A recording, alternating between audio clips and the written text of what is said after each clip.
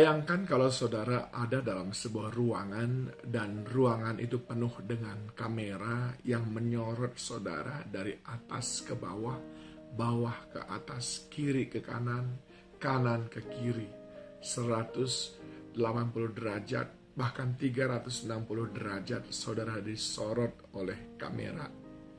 Apa yang terjadi?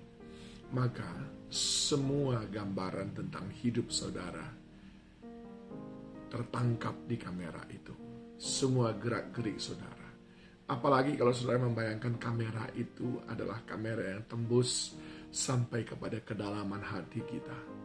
Maka kamera itu bisa mengcapture, bisa menangkap apa yang ada dalam isi hati kita.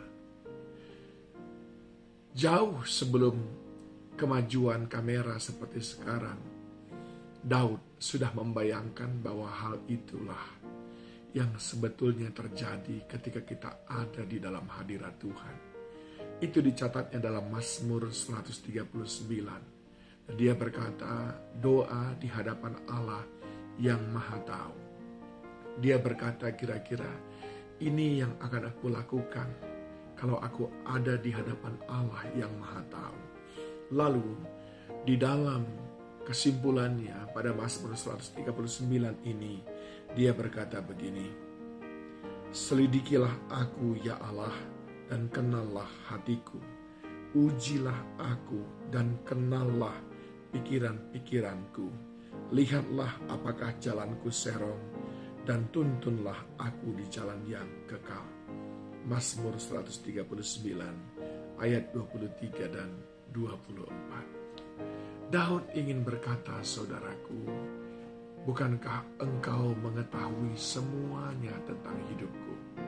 Itu sebabnya aku mau berkata kepadamu Tuhan, ujilah, selidikilah, sebab engkau mengenal hatiku. Ujilah, sebab engkau mengenal pikiran-pikiranku. Lihatlah, sebab engkau mengenal jalan-jalanku.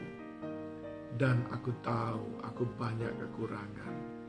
Tuntunlah aku ya Tuhan. Sebab tiada yang tersembunyi di hadapan-Mu. Kalau kita lihat ke atas dari ayat yang pertama sampai dengan ayat yang ke-22. Saya ingin menyampaikan 4 hal sikap daripada Daud saat dia tahu Tuhan itu Allah Maha Tahu.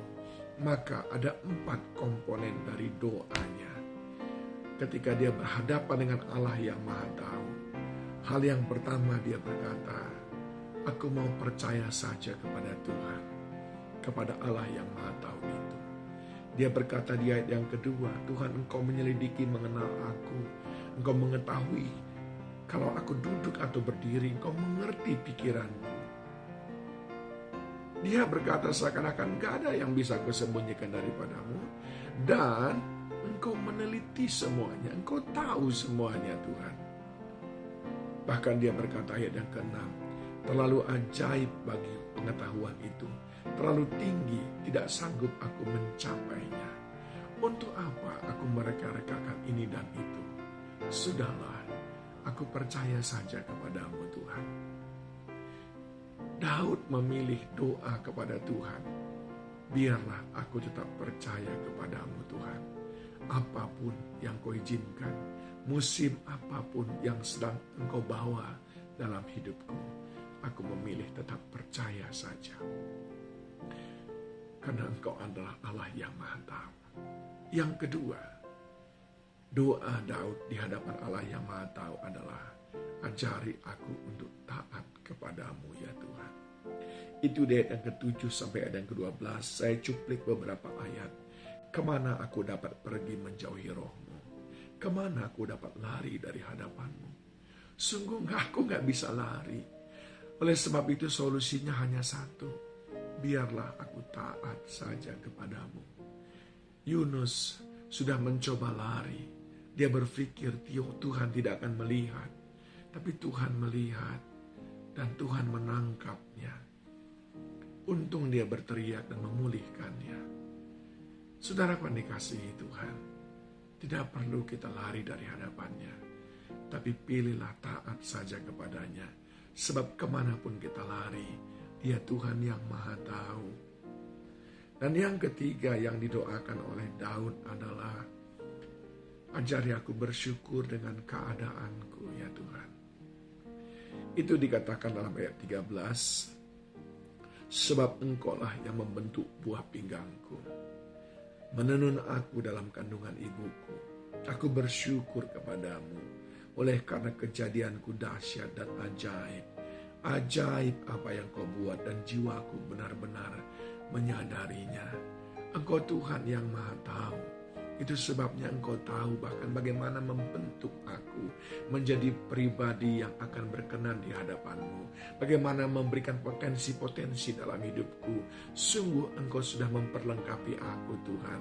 Sebab di dalam tubuhku dari ujung rambut sampai dengan ujung kaki tidak ada yang tersembunyi bagimu. Engkau tahu di mana titik-titik lemahku dan Engkau tetap menolong aku.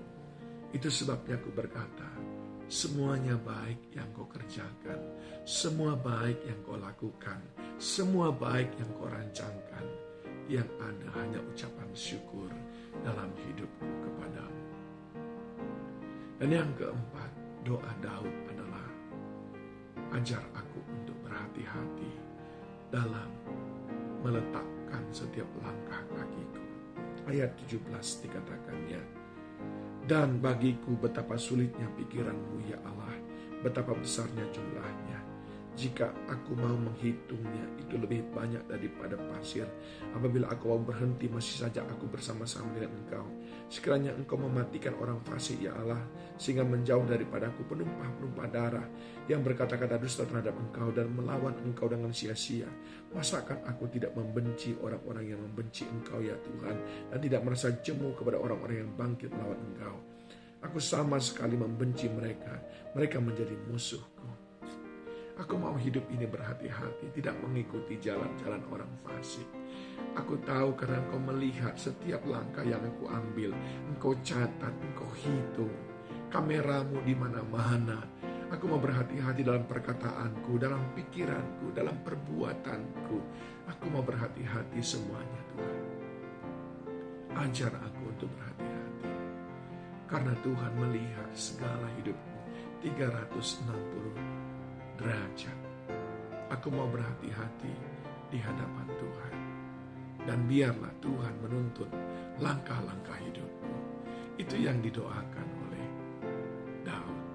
4 hal ini saudaraku, biarlah kiranya pula boleh menjadi doa kita. Karena Dia Tuhan yang Maha Tahu. Tuhan menolong.